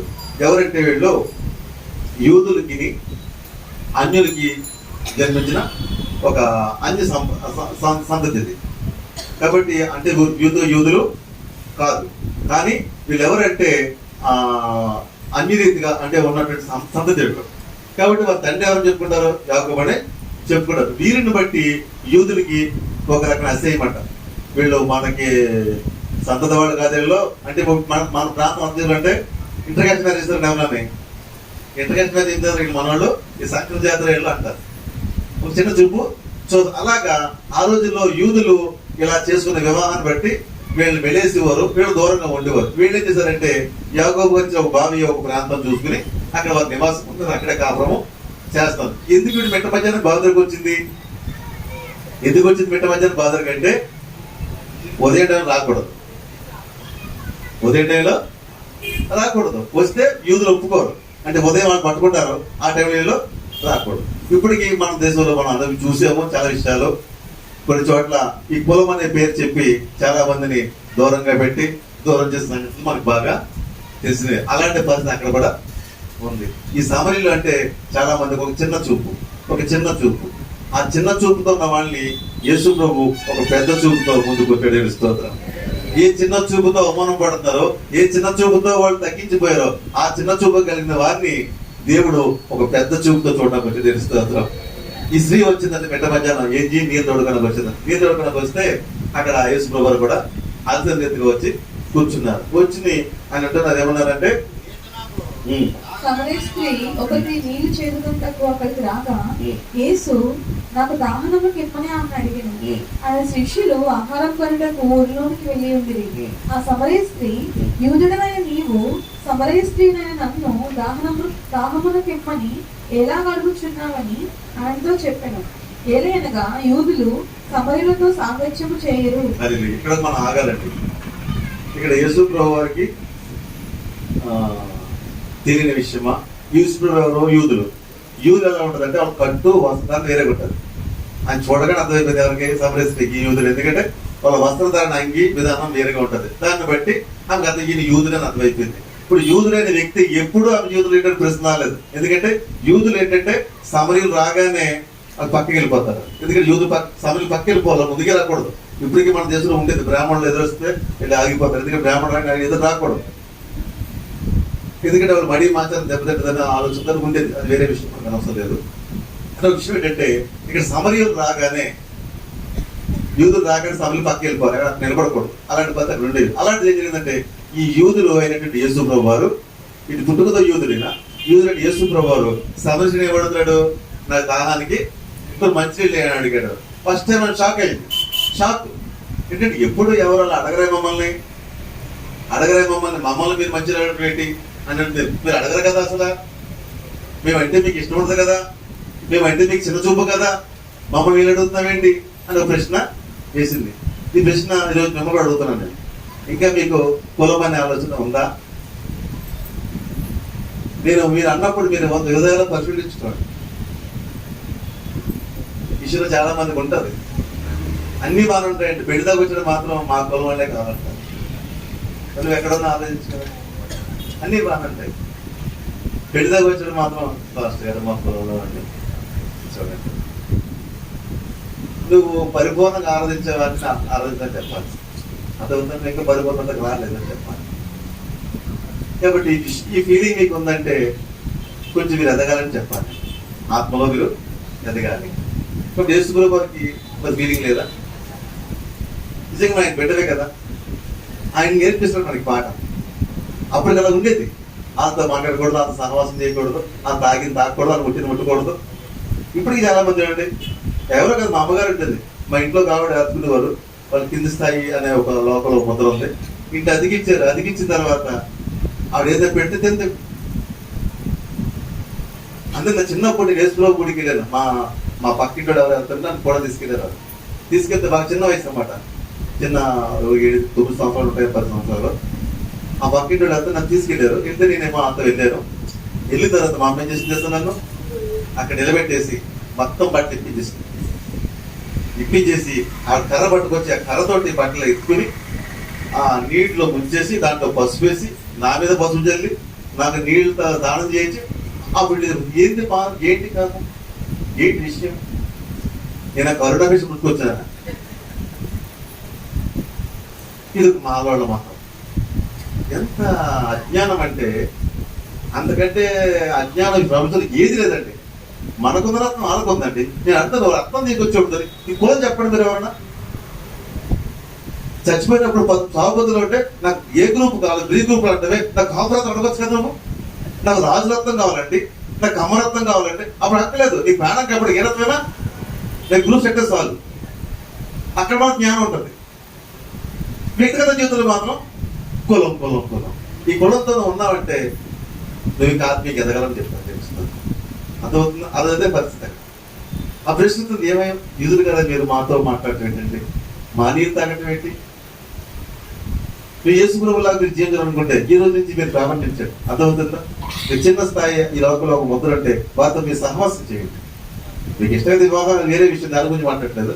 కానీ వారు స్నేహం చేయండి, వారితో కూర్చోండి, వారితో మాట్లాడండి, దేవుని ప్రేమ పంచండి. లోకంలో సాతాను పెట్టే గోడలు మనం కూలగొట్టాలి. దేవుని స్తోత్రం. అర్థమవుతుందా? మన ఆరాధన చేసి ఎరుగో గోడ కూలగొట్టడం కాదు, మనిషికి పెట్టే అడ్డుగోడ నిజం కూలబడే గోడ, దాన్ని కూలగొట్టాలి. దేవుని స్తోత్రం. అది నిజమైన క్రిస్మస్. దేవుని స్తోత్రం. అది నిజమైన ఆరాధన. అది రోజు లేదు. కులం అనే గోడ కట్టుకుని పక్కవాడిని ప్రేమించిన మనసులో ఉన్నామంటే మనం చేసే ఆరాధన నిజమైన ఆరాధన కాదు. అర్థమవుతుంది? ఈరోజు ఆరాధన అందరూ చేస్తున్నాం, కానీ కులమైన ఒక భావనలో పెట్టుకుని ఆరాధన చేస్తున్నామంటే నీ ఆరాధన దేవుడు కోరుకుని సంపూర్ణ శక్తితో కూడా ఆరాధన కాదు. అర్థమవుతుందా? ఈ భావంలో నువ్వు జయించాలంటే దేవుడితో సహవాసము చెయ్యాలి. హల్లెలూయా. కాబట్టి మీరు అక్కడ అడుగుతున్న ప్రశ్న ఏమంటుందంటే, మీరు మాతో మాట్లాడరు కదా, మా అడగరు కదా, నువ్వు అడుగుతున్నావేంటి అన్నప్పుడు ప్రభు అన్నాడు, అందుకు యేసు, నీవు దేవుని వరమును నాకు దాహమునకిమ్మని నిన్ను అడుగుచున్న వాడెవడో అది ఎరిగి ఉంటే నీవు ఆయనను అడుగుదువు, ఆయన నీకు జీవజలం ఇచ్చినని ఆమెతో చెప్పాను. అప్పుడు ఆ స్త్రీ, అయ్యా, ఈ బావి లోతైనది, చేదుకొనుటకు నీకేమీ లేదే, ఆ జీవజలం ఎలాగ నీకు దొరుకును? తాను తన కుమారులను పశువులను ఈ బావి నీళ్లు త్రాగి మాకిచ్చిన మా తండ్రి అయిన యాకోబు కంటే నీవు గొప్పవాడవా అని ఆయన అడిగాను. ఇక్కడ ఒక సబ్జెక్ట్ అమ్మా మనం వ్యక్తిగతంగా మనం పరిశీలించుకుందాము. ఇక్కడ బాగా చిన్న మ్యాటర్ ఇది. ఏంటంటే ఇక్కడ ఒక్కటొక్కటి మనం విడివిడిగా తీసుకోవాలి. ఇక్కడ ఏమంటాడంటే, అందుకు యేసు, నీవు దేవుని వరమును నాకు దాహమగిమ్మని నేను అడుగుచున్న వాడు ఎవడో అది ఎరిగి ఉంటే నీవు ఆయన అడుగుదువు, ఆయన నీకు జీవజలం ఇచ్చిన ఆమెతో చెప్పిను. ఇక్కడ ఏమన్నాడు ఆయన యేసుప్రభువారు? అసలు నేను దాహంగా అడుగుతాను, నేను అడుగుతున్నాను కదా, అసలు నేను ఎవరో నీకు అర్థమైతే కనుక మేవాడుతో నాకే నీళ్ళమని అడుగుదాం, నేనేమిస్తా నీకు జీవజలము ఇస్తాను అని నన్ను గుర్తుపట్టు, నన్ను ఎవరు తెలుసుకో అని ప్రశ్నిస్తున్నాడు. ప్రశ్నిస్తున్నప్పుడు ఏమంటాడు? ఈవిడేమో చూడండి, అక్కడ ఏమంటుంది? అయ్యా, ఈ బావి లోతైనది, చేదుకొనుటకు నీకేమీ లేదే, ఆ జీవజలం ఎలాగ నీకు దొరుకును? ఇప్పుడు ఎవరికి నీళ్ళు కావాలి? ఆయనగా ఆమెగా? నీకు ఎలా దొరికినట్టు మాట అర్థమైంది మీకు? నీకు ఎలా దొరుకుతుంది నీళ్ళు అంటుంది. ఎందుకు మాట నేను అక్కడ ఆగుతున్నానంటే, ఈ రోజున చాలా మంది వాక్యం వింటారు, మాట్లాడతారు, కానీ వాళ్ళకి అర్థం కావట్లేదు. ఆయన చెప్తుందేంటి, వింటుందేంటి, ఏం చెప్పారన్నమాట ఏమో కూడా అర్థం కాదు. ఈ గోడ ఈ మెట్లు దాటిన పాటలు ఏం చెప్పారంటే ఏదో చెప్పారండి. మా చిన్నప్పుడు మా పిల్లలకి చిన్న కాంపిటీషన్ పెట్టాను. మీరు చిన్న పిల్లలు కదా, అలా ఆడుకునే వయసు అలా ఉంటుంది. ఆ వాక్యం చెప్తారు, పిల్లలు కాగితం మొక్క చెప్పుకోవడం, ఏది ఎగరేసుకోవడం, ఏది చేస్తారు. అర్థం 10 వయసులో ఆ పిల్లలు ఉంటాయి. ఇలా చేస్తాడు, ఇలా కళాకారం చెప్పి ఏం చెప్పానంటే, నేను పిల్లలకి ఎవరో భాష గారు ఏం చెప్తారు వాక్యం కూడా చెప్పాలి. నాకు 3 మాటలు చెప్పాలి. మొదటి చెప్పాలి, మధ్య చెప్పాలి, చివరిది చెప్పాలి. చెప్తే మీకు 5 కనుక్కుంటాను అన్న. ఓకే డాడీ అన్న. నెక్స్ట్ గారు కాంపిటీషన్ స్టార్ట్ అయింది. ఇంటికి వచ్చేస్తాం. అరే భాష గారు ఏం చెప్పారంటే, ఫస్ట్ ఏం చెప్పారంటే ప్రార్థన చేసుకుందాం అన్నారు. మధ్య అల్లు చెప్పారు. లాస్ట్ ఏం చెప్పారు? ఆమె చెప్పారు. 3 చెప్పాం కదా మాకు ఇచ్చేయండి. తప్ప మరి ఇవ్వలేదు. అలాగే ఉంది. ఇప్పుడు అది పిల్లలు పెద్దలంతే, ఏం చెప్పారంటే ఏమి తెలియట్లేదు. అలాగే ఉంది. ఇప్పుడు ప్రభు చెప్తుంది ఏంటి, ఆవిడ చెప్తుంది ఏంటి? చాలా మంది జీవితంలో దేవుని వాక్యం సరిగా వింటలేదు, విని వారు అవగాహన చేసుకోవట్లేదు. అవగాహన చేసుకుంటే నీ ఆత్మీయ జీవితం అభివృద్ధి చెందుతుంది, నీవు చాలా ఉన్నతంగా ఎదుగుతావు. దేవుని స్తోత్రం. కాబట్టి ఇక్కడ చెప్తుంది ఒకటి, ఆవిడ ఇంకోటి చెప్తుంది, రిప్లై ఇస్తుంది ఇంకోటి. ఈ సందర్భంగానే మీకు సందర్భం మాట్లాడుతాను నేను. మేము ఎప్పుడైనా గుర్తుపెట్టుకోండి అమ్మా, మేము మీ ఇంటికి వచ్చిన మీతో కానీ ఒక ప్రార్థన చేస్తున్నప్పుడు మీరు ఏం చేయాలి తెలుసా? విని ఏకీభవించాలి. ఏం చేయాలా? విని, అంతేనా? మేము ప్రార్థన చేస్తాం కంటే ఆ దివస ప్రార్థన చేస్తుంటాం. నేను నీ కుటుంబం కొరకు నేను ప్రార్థన చేస్తున్నాము. నువ్వు విని ఏం చేయాలా? ఏకీభవించాలి. విని నేర్చుకోవచ్చు కూడా. ప్రార్థన చేయడం నేర్చుకోవచ్చు. విని ఏం చేయాలా? ఏకీభవించు. చివరిలో చేయవద్దు, ఆమె చెప్తాం. తెలుసు ఏం చెప్పాలి అంతే. అంతకుమించి ఏం చెప్పలేదు. చాలా మంది మేము చూస్తుంటాము, మొదలు మేము ప్రార్థన ప్రారంభిస్తామండి, దివస ప్రార్థన ఆమె చేస్తుంటాం. లేదా ఏదో మాట, అవును ప్రభా ఏవో మంచి మాట కలిపేస్తారు. అలా చేయకండి. ఇప్పుడు కూడా ఎక్కడ ఎవరు ప్రార్థన మొదలు వినాలి. విని ఏకీభవించు. ఏకీభవించి చెప్తున్న మాటలు బట్టి నువ్వు ఏం చేయాలా? ఆమె చెప్పాలి. అది పద్ధతి. కొమ్మ చేద్దాం, మేము ప్రార్థన గాలి కొడుతుంటారు. మేము ప్రార్థన చేస్తాం, వాళ్ళు ఓ కొడుతుంది గాలి కొడుతున్నారు, అర్థం కాదు. మీరు వినండి అమ్మా, అంతే. అంతకుమించి ఏమి చేయకండి. వినిందా? నీకు అవసరం ఉన్నప్పుడు నువ్వు ప్రార్థన చేయాలి. నీకంటూ టైం చేయాలి, నువ్వు చెయ్యాలి. తప్పితే చాలా మందికి చెప్తున్నారు, వినరు, ప్రార్థన వినరు, దాన్ని ఏకీభవించరు. ఇక్కడ వాక్యం ఆయన చెప్తున్నాడు, అమ్మ నీ జీవితం మార్చిపోయే ఒక జీవితాన్ని నేను ఇస్తున్నాను, ఇక్కడి నుంచి నీ జీవితంలో ఒక మార్పు వస్తుందని చెప్తే నీకన్నా దొరికితే ప్రభావం అంటాడు. అంటే వినక. కాబట్టి ఈ రోజు మీకు చెప్తున్నా ఏంటంటే వినండి శ్రద్ధగా. ఆ తర్వాత వింటున్నాను. తర్వాత ఏమో చదివాము. కానులో తన కుమారులను పశువులను ఈ బావి నీళ్ళు త్రాగి మాకు ఇచ్చిన మన తండ్రిని యాకోబు కంటే నీవు గొప్పవాడువా అని ఆయన అడిగాను. అందుకు యేసు, ఈ నీళ్లు త్రాగు ప్రతివాడును మరలా దప్పికొనను, నేను ఇచ్చి నీళ్లు త్రాగువాడు ఎప్పుడును దప్పికొనడు. నేను వానికి ఇచ్చి నీళ్లు నిత్య జీవములకై వానిలో ఊరడి నీటి బుగ్గగా ఉందని ఆమెతో చెప్పాను. ఆ స్త్రీ ఆయన చూచి, అయ్యా నేను దప్పుకొనకుంటున్నట్లును చేదుకొనట్ట కింద దూరము రాకున్నట్లును ఆ నీళ్లు నాకు దయచేయమని అడుగగా, యేసు నీవు వెళ్ళి నీ పెనిమిటిని పిలుచుకొని ఇక్కడికి రమ్మని ఆమెతో చెప్పాను. ఇక్కడ అర్థమవుతుంది ఏంటంటే వాడికి ఫస్ట్ చాలా ఇంపార్టెంట్ విషయం అమ్మా. యేసు ప్రభు గారు మొదలు మాట్లాడుతున్నప్పుడు ఏమందంటే, నువ్వు యాకోబు కంటే గొప్పవాడు కదా అడుగుతుంది. అమ్మ ఎవరివయ్యా నువ్వు ఏడిస్తానంటున్నావు? నువ్వు యాకోబు కంటే గొప్పవాడు అంటే ఆ దృష్టి ఏంటి? యేసు ప్రభుకి అవన్నీ గుర్తించలేదు. యేసు ప్రభుని గుర్తించలేదు. గుర్తించగా ఒక సాధారణ మనిషి, ఆ సాధారణ మనిషిలో కూడా మా యాకోబే గొప్పవాడు. ఆ దృష్టిలో ఏంటి? మా యాకోబే గొప్పవాడు. నువ్వు ఆనికంటే ప్రత్యేకమైన వాడో గొప్పవాడో నువ్వు పాయింట్ వేసింది ఫస్ట్. అంటే అతను ఏంటి? యేసు ప్రభు అంటే వాడికి ఇంకా తెలియదు. అప్పుడు అదే మనం కొంచెం యేసు ప్రభు స్థాయిలో కొంచెం స్థాయిలో, యేసు ప్రభు స్థాయి కదా, కొంచెం స్థాయిలో అంటే మనల్ని చెప్తారు, నన్ను ఎంత మాట్లాడతాడు, నన్ను తప్పు చేసి మాట్లాడుతుందా, నన్ను యాకోబు కంటే గొప్పవాడు అడుగుతుందా అని చాలా మంది గర్వం కూడా వస్తుంది, చాలా మంది స్వభావం. అక్కడ యేసు ప్రభు వారికి అర్థం చేసి ఇంకా తెలియదని చెప్పి ఇంకా ఆయన ఎవరా ఇస్తున్నాడు, అర్థం చేసుకో తెలుస్తోత్రం. ఆ తర్వాత కంటిన్యూ చేసుకుంటే ఏమంటుందంటే తర్వాత ఏంటంటే నిత్య జీవులకు నాకు నీళ్లు. ఇప్పుడు అర్థమైంది, కొంచెం అర్థమైంది అన్నమాట. ఈయన ఏదో స్పెషల్ గా వాటర్ ఇస్తున్నట్టు నాకు, ఇంకా వాటర్ గా తాగితే నా జీవితం దాహము వేయదు. ఆ నీళ్ళు ఇస్తే మా ఇంట్లో బిందులో పోసుకుంటే కనుక ఆ రోజు ఏలేక ప్రార్థన చేసినప్పుడు ఎలాగా ఆ పిండి నిండిపోయిందో, తర్వాత నూనె నిండిపోయిందో కొండలో, ఈ రోజు నుంచి ఈ నీళ్ళుగా తాగితే ఈ నీళ్ళు పట్టుకెళ్ళిన మా ఇంట్లో వాటర్ ప్రాబ్లం ఉండదు. ఎండాకాలం మెట్ట మధ్యాహ్నం వచ్చి ఈ నీళ్ళు పట్టుకెళ్ళి పని ఇంక లేదు, ఇంక నాకు ఆ పని లేకుండా అది ఇచ్చే బాబట్టు. అది అర్థమైంది ఏంటంటే, ఇంక నాకు దాహం ఈ రోజు నుంచి చేయదు, ఈ నుంచి స్పెషల్ వాటర్ నాకు ఇష్టం అనుకుంది. అంటే ఒక అద్భుత కార్యం చేయబోతున్నాడు అనుకుందాడు. ఈయన ఒక మెరకలు చేయబోతున్నాడు, అదేదో చూద్దాము, ఇది ఇచ్చేస్తే నాకు ఇంక బంద్ దొరుకుతుంది అనుకుంది అని ఈ మంత్రి ఇస్తానమ్మా ఏమన్నాడన్నా, అదే తప్పకుండా ఇస్తానమ్మా, వచ్చి వెళ్ళి నీ భర్తను తీసుకురామ్మా. ఏమన్నాడైనా? నీ భర్తని తీసుకురమ్మన్నాడు. భర్తను తీసుకురామంటే వీడు వెంటనే ఏమంది చెప్పండి? అది ఏముంది? నాకు పెళ్లి పెట్టలేడని చెప్తాను. ఆ స్త్రీ నాకు పెనిమిటి లేడనగా యేసు ఆమెతో, నాకు పెనిమిటి లేదని నీ చెప్పిన మాట సరియే. నీకు 5 పెనిమిట్లు ఉంటివి, ఇప్పుడు ఉన్నవాడు నీ పెనిమిటి కాడు, సత్యమే చెప్పిదానేమో. అప్పుడు ఆ స్త్రీ, అయ్యో ఇప్పుడు ఏమంటుంది? ఆయన ఇంటి భర్తను తీసుకురమ్మంది. ఇప్పుడు ఏముంది? నాకు భర్త లేరంటే ఆయన ఏమన్నాడు? నువ్వు పెద్దగా అని చెప్పేవాళ్ళే అంటే అప్పుడు ప్రజెంట్ వాడికి లేరు. కానీ నీకు ఎంత భర్త ఉన్నారు? 5 భర్తలు ఉన్నారు. 5 విడాకిచ్చేసింది. 5 కూడా క్లియర్ చేసుకుంది, అంటే విడాకిచ్చేసింది. ఇంకొకటి చూసుకుంది, అంటే ఇతను బాగున్నాడు, ఇతను లైఫ్ పార్ట్నర్ చేసుకుందామని ఇంకొకరిని ఆ మనసులో పెట్టుకుందామన్నమాట. ఇతనితో వివాహం చేసుకుందామని ఒక ఆలోచన ఉంది. అదే మాట చెప్పాడు. 5 భర్తలు ఉన్నారు, వారు ఇప్పుడు లేరు, కానీ కూడా ఉన్నాడు పుట్టి, వాడు ఇంకా భర్త కాదు అంటే ప్రేమలో ఉందన్నమాట. ఇది వాళ్ళ పొజిషన్. చెప్పగానే షాక్ అయిపోతాడు. ఏంటిది? నా గురించి ఈయన తెలియదు, ఇది ఈయన చూసే నాకు, ఈయన మా ఊరు కాదు, మా ప్రాంతం కాదు, ఫస్ట్ టైం మేము కలుసుకున్నాము, నా జరిగి ఇష్టం నేను చెప్పేసి షాక్ అయ్యి ఏంటంటే, నువ్వు ప్రవక్తవా? ఏముంది? ప్రవక్త అంటే ఇప్పుడు ఏమైంది? సాధారణ వ్యక్తుల నుంచి ఏ స్టెప్ వచ్చింది? ప్రవక్త. ఎందుకంటే జరగబోయే విషయాలు జరుగుతున్న విషయాలైనా చెప్పిన సామాన్యుడు కాదు, ఇదేంటి ప్రవక్త అనుకుంది. నువ్వు ప్రవక్తవా అని అడుగుతుందా? చదవమ్మా. అప్పుడు ఆ స్త్రీ, అయ్యా నీవు ప్రవక్తలను గ్రహించుచున్నాను. మా పితరులు ఈ పర్వతమందు ఆరాధించుడు గాని ఆరాధించవలసిన స్థలము యెరూషలేములో ఉన్నదని మీరు చెప్పుదురని అనగా,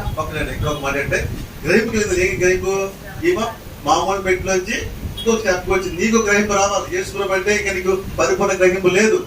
ఆయనతో మాట్లాడుతుండగా ఆయన ఎవరో నీకు అర్థమవుతుంది. అంటే మొదట ఆలోచన ఉంది, తర్వాత ఏం జరిగింది? ప్రవక్త అనే స్టేజ్ కి వచ్చింది. అలా నాకు అర్థమైంది వచ్చి చెప్తుంది. తర్వాత ఏమంటుంది ఆమె? అమ్మ ఒక కాలం దేవుని విషయంలో మాట్లాడుతుంది. చదవముడు అక్కడ దగ్గర స్టార్ట్ చేయి.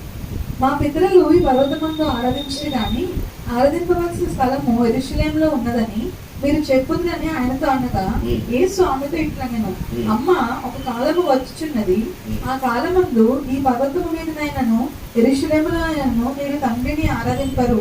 నా మాట నమ్ముము, మీరు మీకు తెలియని దానిని ఆరాధించువారు, మేము మాకు తెలిసిన దానిని ఆరాధించువారము. రక్షణ యూదులలో నుండియే కలుగుచున్నది. అయితే యథార్థముగా ఆరాధించువారు ఆత్మతోనూ సత్యముతోనూ తండ్రిని ఆరాధించు కాలము వచ్చుచున్నది, అది ఇప్పుడే వచ్చే ఉన్నది. తన్ను ఆరాధించువారు అట్టివారే కావాలని తండ్రి కోరుచున్నాడు. దేవుడు ఆత్మ కనుక ఆయన ఆరాధించువారు ఆత్మతోనూ సత్యముతోనూ ఆరాధింపవలెను. వాడు ఏం చెప్తుందంటే, మేము ఈ కొండ మీద ఆరాధన చేస్తాము, మీరు ఆ కొండ మీద ఆరాధన చేస్తారు, కాబట్టి అక్కడ ఆరాధన ఇక్కడ ఆరాధన చేస్తే మా ఇది మీ దగ్గర చెప్తున్నాం అంటే నేరుగా మాట్లాడుతుంది. దేవుడు చెప్తున్నాడు, అమ్మ ఒక కాలము అది ఇప్పుడే వచ్చింది. ఇక నేను చెప్పబోయే మన వాక్యం మొదలుకు వచ్చాం మనం. ఇంకా మనం స్టార్టింగ్ ఆడదాం ఇంకా చెప్పాలంటే ఇంక నేను కొనసాగించింది సాయంత్రం చెప్తాను. అదేనా? అది ఇప్పుడే వచ్చింది. ఇంతవరకు ఆరాధన చేసేది కరెక్టే. ఇంతవరకు దావీదు ఆరాధన చేశాడు, ఇచ్చికి ఆరాధన చేశాడు, మోషే ఆరాధన చేశాడు, అబ్రహాం ఆరాధన చేశాడు, అందరూ ఆరాధన చేసి కరెక్టే. ఆరాధన ఏది కూడా సంపూర్ణము కాలేదు. దేవుడు కోరుకున్న ఆరాధన మీరెవరు చేయలేదు. ఆ ఆరాధన వల్ల మీ మనస్సాక్షి సంపూర్ణ స్థితిలోకి రాలేదు. మీరు మనస్సాక్షి మీరు సంపూర్ణ స్థితి రావాలంటే ఒక ఆరాధన ఉంది. అదేంటది? ఆత్మతోనూ సత్యంతోనూ దేవుణ్ణి ఆరాధించాలి. ఆ ఆరాధన ఇప్పుడు స్టార్ట్ అయింది, ఇంతకు ముందు లేదు. అది ఇప్పటి నుంచే స్టార్ట్ అయింది. ఇక్కడి నుంచి మొదటి మీరు ఈ ఆరాధన కరెక్ట్ అయింది. ఈ ఆరాధన ఎంత శక్తివంతమైందో మనం రాత్రి తెలుసుకుందాం. దేవుని స్తోత్రము.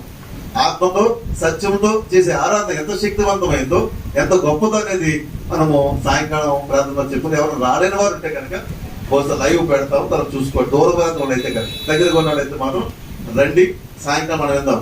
చెప్తుంటారు, ఆత్మతో సత్యంతో ఆయన ఆరాధించు ఆత్మతో సత్యంతో ఆరాధింపాలను. సత్యం అంటే ఏంటి?